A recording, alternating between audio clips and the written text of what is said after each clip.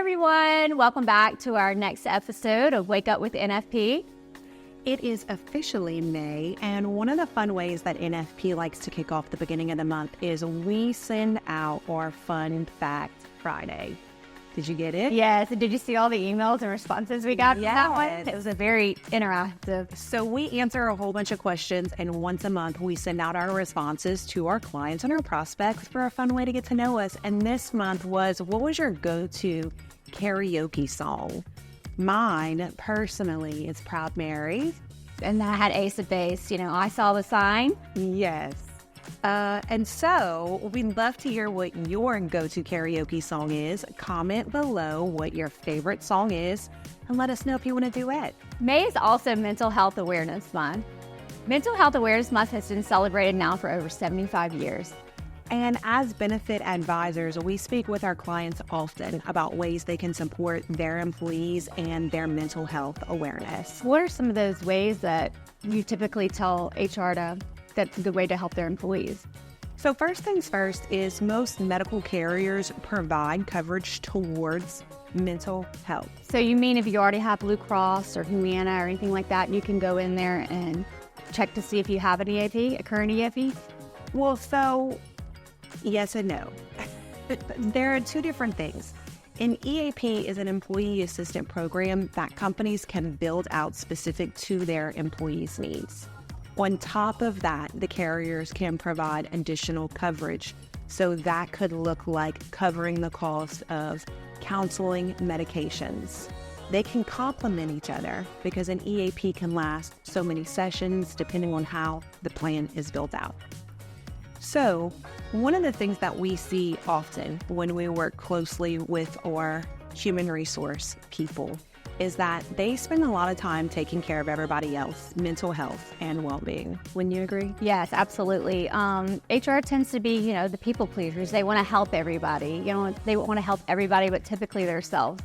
So this month is really not only about, helping others and raising awareness for mental health for, your employees or the other people. It's about yourself as well. What you're doing to take care of your mental health. Do you do anything, Jessica, normally to take care of your mental health, like on a weekly or daily basis? Yeah, I think that for me, some of the ways that I take care of my mental health is I wake up earlier than everybody else in the house. I'm an early riser.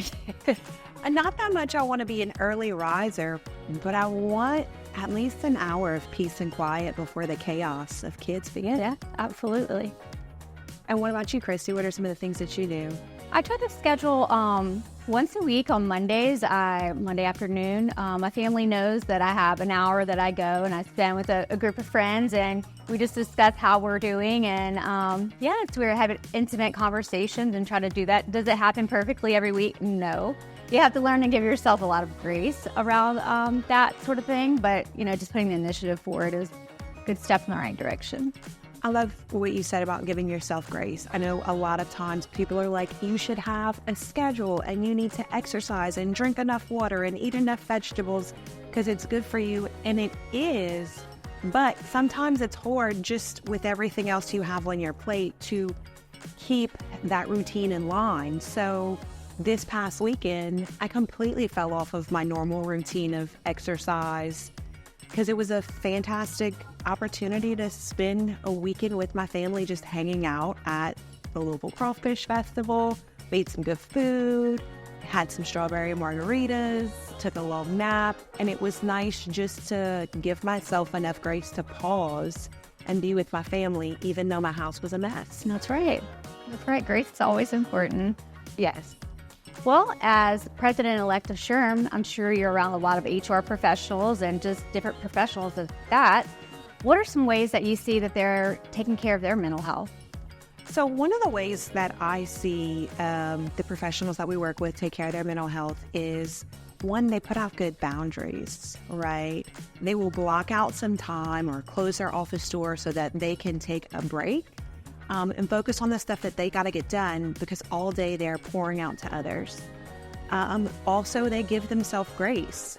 They or HR people, I find, are really good at holding it together when everything is falling apart. And so when they make a mistake or they miss a meeting or they're running behind, they give themselves a lot of grace. And I think that's important. You're very active in the SHRM space as well. What are some of the ways that you see your HR friends and other professionals take care of themselves? So in the SHRM space, I see there's just a lot of loyal people. They have to put it on their schedule, and I feel like the ones that I talk to that actually schedule it month after month and put it on their schedule, make that a priority for them to go and learn the education, the networking and all that. They seem to prioritize and really just put themselves first, whether that be that once a month, once a week, however often you need it. Yeah.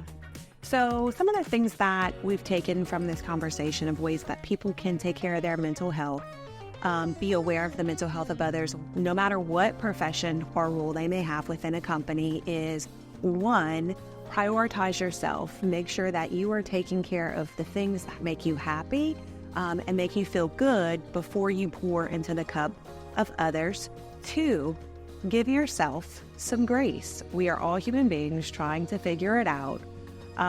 Make sure you are aware of what your benefit options are, whether it's through the carrier or the employee assistant program, like you said. What are some other final things that you think the biggest takeaway is from today? We would love to talk to anybody if anybody would like to reach out to us, whether it be for your own mental health and some resources that we could provide, or whether it be in the employee benefits space, whether you're looking into your own EAPs or just other ways that you can help promote mental health in the workspace. We'd be happy to help. Yes, and I forgot one important thing that we didn't touch on but had discussed we wanted to. Find out what resources you have within your community, right? You have your group of friends that you meet with on a weekly basis. Find out what type of resources that are out there that make the help and support you need easy and accessible. Thanks for joining us. See you next time. Bye.